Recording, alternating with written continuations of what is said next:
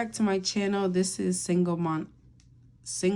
let's try it again. Hey guys, welcome back to the channel. This is Single Mom Undebted or Undebted Single Mom, and I'm back. If you did not watch my first video, I definitely encourage you to go ahead and watch it, because it is the beginning of a person not knowing how to manage money, not being taught, kind of trying to figure it out and going through the process of starting the journey. So it'll definitely encourage you. I would definitely say go and watch, because I talked to you guys about my circumstances and where I'm at as a single mom living with my parents for the past 2 years. And I find it very helpful for me to be fully transparent, because I know that there are a lot of heaviness and embarrassment, shame that comes with having debt and being in certain situations. We live in a time where everybody's trying to act like everything's okay, but there's a saying that says it's better to something along the lines that it's better to have and not look like you have than to not have and look like you have. And I think that is so true. So that is part of the reason why I started this journey, to keep myself accountable and also to encourage and, keep you accountable as well to starting the journey. So let's go ahead and let me give you guys an update. So in my first video, I talked about how in this video, my second video, I would be telling you guys interest rates of the current credit card debt I have now. I have 3 lenders right now. There's a Chase account, a Firm account, and a Capital One. But I decided to pull it back a little bit and kind of go over my bad spending habits. I kind of want to really just look at it from an overview to kind of figure out where I need to improve. And I think everybody should definitely start like that. And then we'll talk a little bit about the debt I have now, and if we have enough time, I'll go into budgeting, because my plan is to go into doing money envelopes. So that is part of the plan. So let's go ahead and go over my money habits in the month of February.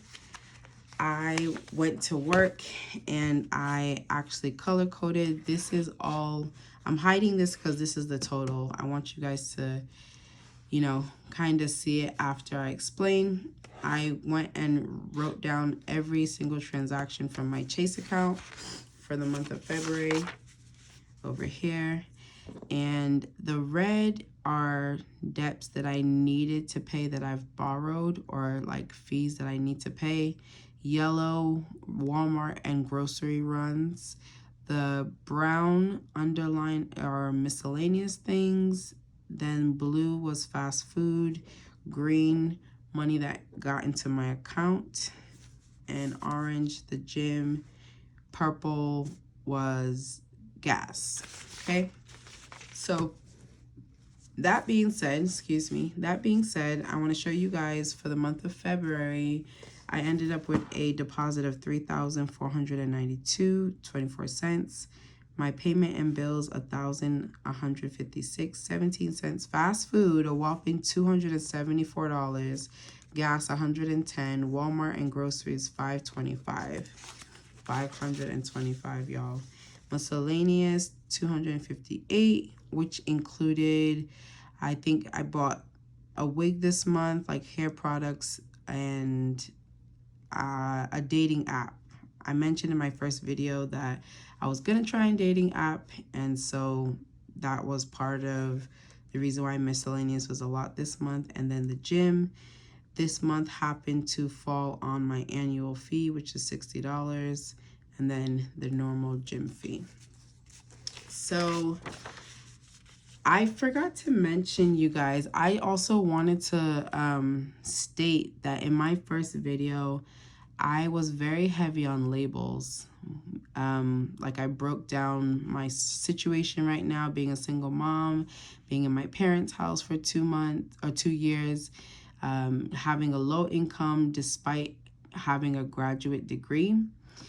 I just want to state that I am not big on labels in any shape or fashion. The only reason why I made labels is to encourage people who are currently in those situations.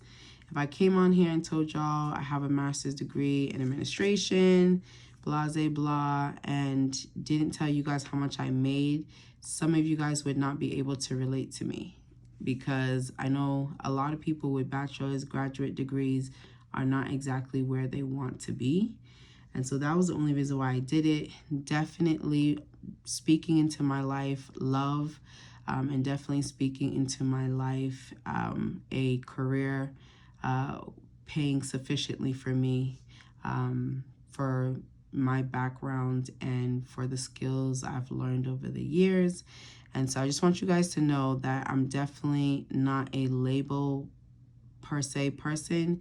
Definitely speaking over myself that I'm going to get that high paying job, but just wanted to be fully transparent. Okay. So disclaimer on that. So the things I was most surprised about, you guys, with my February spending, normally my deposits wouldn't be this high.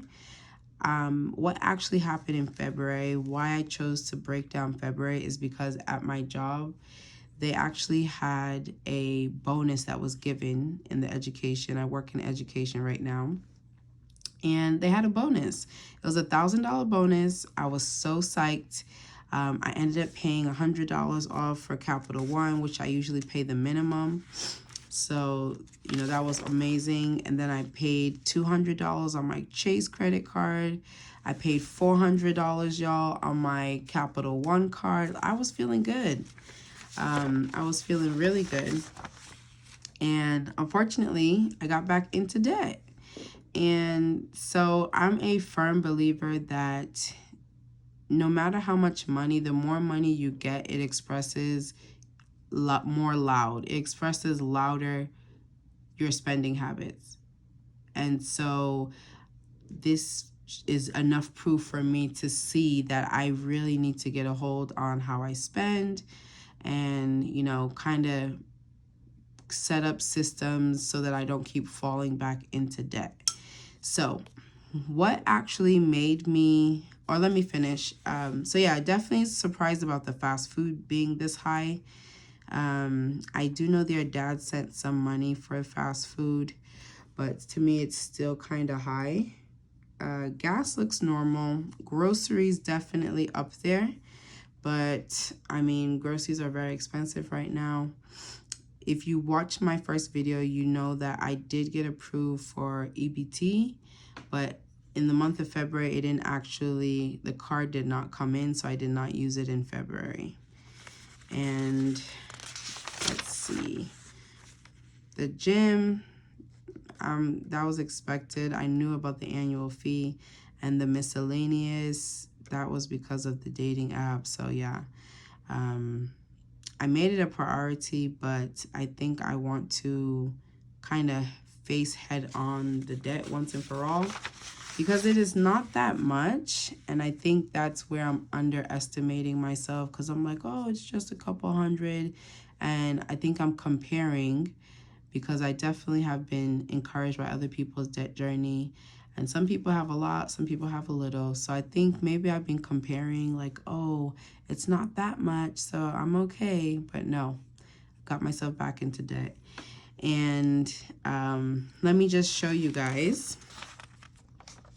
I mean, I don't know. There's nothing, like I said, it's all color coded. Just want to make sure that if you guys have any questions, this was just a good way to kind of help me figure out where I spend my money. And so this is actually going to help with my money envelopes as well.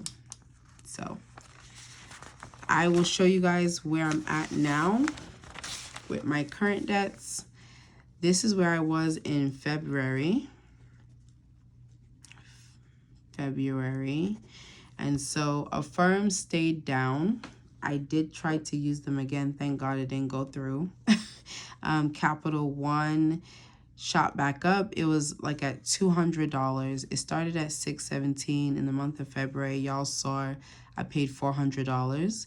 So it should have been $200, but I used my card again. And then Chase, you guys saw where I paid, I think 100 one time and 100 another time. So this should have been at about $300, and it actually is more than I started in February. So I wrote these two things down because this was actually the two things that really got me back into debt. And both of them were emotional decisions, but I was able to identify that these were the two things that kind of got me back into debt. So the first thing was spring break. I feel like as a single mom. Hey, you guys, really quick, I wanted to mention it might be confusing. I talked about February spending and then I talk about spring break.